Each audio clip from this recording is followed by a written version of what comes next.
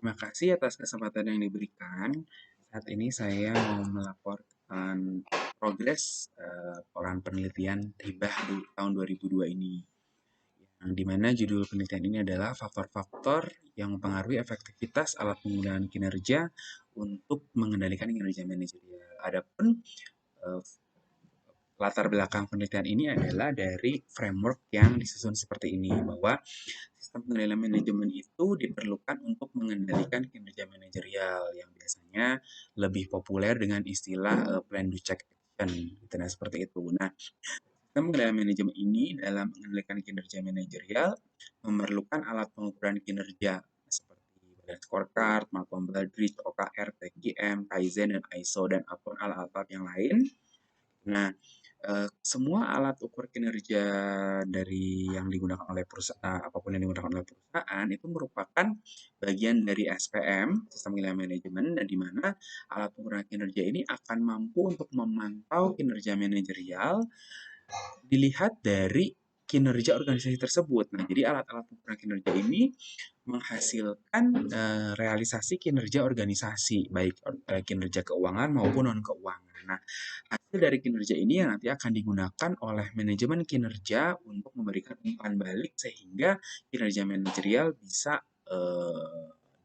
digunakan lebih optimal lagi, gitu, nah seperti itu. Nah, berdasarkan hal tersebut, maka kami mencoba untuk mencari beberapa literatur yang menjadi dasar penelitian kami yang menyatakan bahwa SPM sendiri membutuhkan alat-alat pengukuran kinerja yang terus up to date. Artinya karena kehidupan juga semakin berkembang gitu. Nah, banyak yang menyatakan alat-alat ukur kinerja itu harusnya objektif, tapi ada juga yang menyatakan harusnya subjektif gitu. Nah, ada yang menyatakan bahwa seharusnya tidak bersifat transaksional tapi relasional gitu. Nah, oleh karena itu, kami memberikan judul sebetulnya kami membutuhkan informasi mengenai sebenarnya faktor apa sih atau faktor-faktor apa yang mempengaruhi efektivitas alat pengukuran kinerja dalam mengendalikan kinerja manajerial itu sendiri. Karena ketika namanya alat, tentunya yang menggunakan alat itu adalah manusia, gitu, organisasi. Nah, artinya belum tentu semua alat juga cocok digunakan oleh semua jenis organisasi. Nah, oleh karena itu kami membutuhkan informasi yang untuk nantinya untuk memperkaya memperkaya sebuah alat pengukuran kinerja, bahwa adanya faktor-faktor yang pengaruh efektivitas ini yang harus diperhatikan bagi organisasi dalam menggunakan alat pengukuran kinerja. Seperti itu.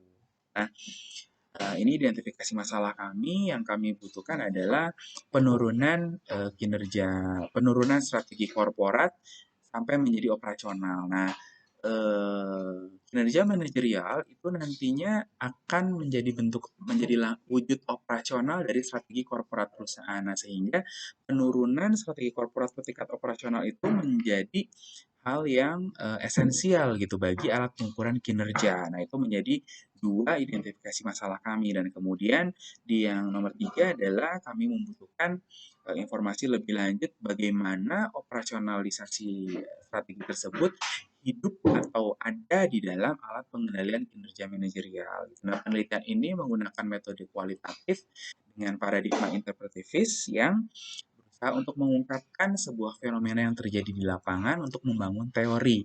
Nah, fenomena yang di sini itu adalah fenomena mengenai penggunaan alat ukuran kinerja. Nah, kemudian itu fenomenanya, teorinya adalah hasilnya nanti menghasilkan teori, itu teori untuk memperkaya alat pengukuran kinerja sendiri. Gitu. Nah, seperti itu. Meskipun ya teori sendiri langkahnya masih panjang, mungkin hasil dari penelitian ini masih proposisi. Gitu. Nah, seperti itu. Nah,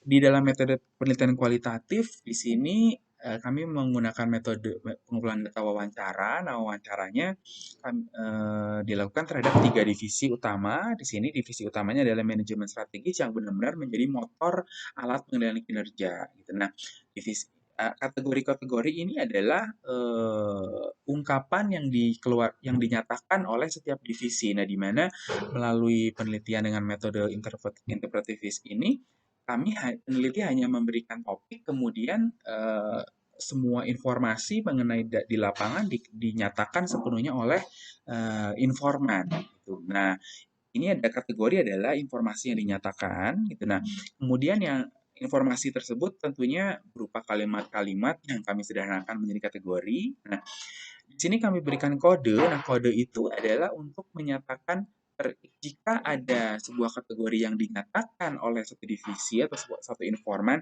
dan dinyatakan lagi oleh informan yang lain, nah itu berarti kategori tersebut cukup kuat untuk menjadi highlight bagi untuk memperkuat topik penelitian ini gitu. Nah, seperti itu. Nah, yang merah-merah ini adalah topik yang sangat menjadi highlight, artinya dinyatakan berulang kali baik oleh satu divisi manajemen strategis maupun divisi SDM, yaitu mengenai komunikasi dan target. Nah, komunikasi dan target tadi sesuai dengan identifikasi masalah, jadi penurunan strategi yang dilakukan melalui komunikasi. Seperti itu. Nah, kemudian ada yang warna biru. Yang warna biru ini sebetulnya coding yang mungkin tidak dinyatakan kalimatnya sama, tapi lebih kepada maksudnya sama. Jadi kalau direksi di sini maksudnya lebih kepada sama dengan korporat, gitu. Nah, seperti itu. Jaringan sama dengan komunikasi mengandalkan jaringan dan sebagainya seperti itu. Nah, ada ini kalau realisasi sama ya di sini. Kemudian yang biru lagi ada yang sosialisasi. Nah, sosialisasi maksudnya juga sama memperkuat komunikasi. Nah, seperti itu. Personal sama mirip dengan jaringan gitu. Nah, seperti itu gitu. Nah, coding-coding ini yang akhirnya kami kelompokkan ada 6 coding yang oh ya yang sebelumnya maaf ada yang terlewat. Nah, ini mengenai culture. Nah, setelah kami melakukan wawancara ternyata ada satu coding yang eh, terdapat di dalam setiap divisi, namun mungkin tidak dinyatakan secara kata budaya gitu. Nah, seperti itu. Nah, tapi karena itu terdapat di dalam setiap pernyataan divisi, maka itu bisa dikatakan itu menjadi dan melalui analisis dan kami juga memastikan lagi kepada masing-masing informan bahwa budayanya akhirnya menjadi kuat gitu, menjadi mempengaruhi efektivitas pengendalian efektivitas dari alat pengendalian kinerja ini gitu. Nah, sehingga 6 coding inilah yang menjadi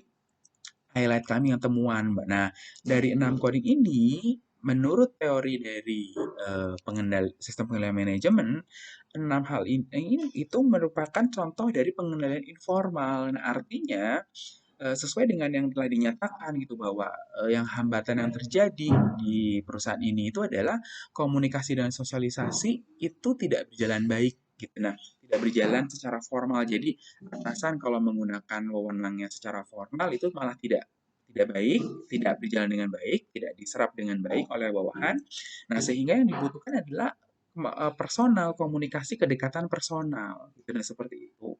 Nah, jadi penyampaian penurunan target segala itu juga dilakukan secara personal. Nah, dari sini kami bisa menyimpulkan bahwa ternyata penilaian informal itu memang nyata dan berguna gitu di lapangan gitu di dalam realnya pengendalian manajemen gitu. Nah, sehingga pengendalian informal bukan hanya menjadi teori semata gitu bahwa itu memang ada gitu. Nah, tapi di lapangan juga ada dan kelengkapan dari alat pengukuran kinerja mengenai formal dan informal itulah hasil penelitian kami yang bisa memperkuat alat pengukuran kinerja sendiri gitu. Karena sampai sekarang memang belum ada alat pengukuran kinerja yang bisa mengakomodir sekaligus kedua hal tersebut. Nah, hasil penelitian ini diharapkan dapat menjadi trigger gitu bahwa bagi kami sendiri dan bagi peneliti yang lain untuk mengembangkan alat pengukuran kinerja yang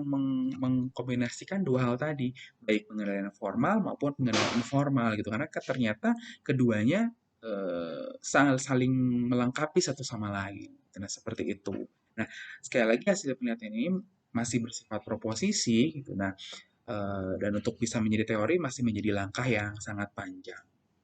Mungkin demikian laporan progres dari kami atas nama Patria dan Dwi Indah. Ucapkan terima kasih.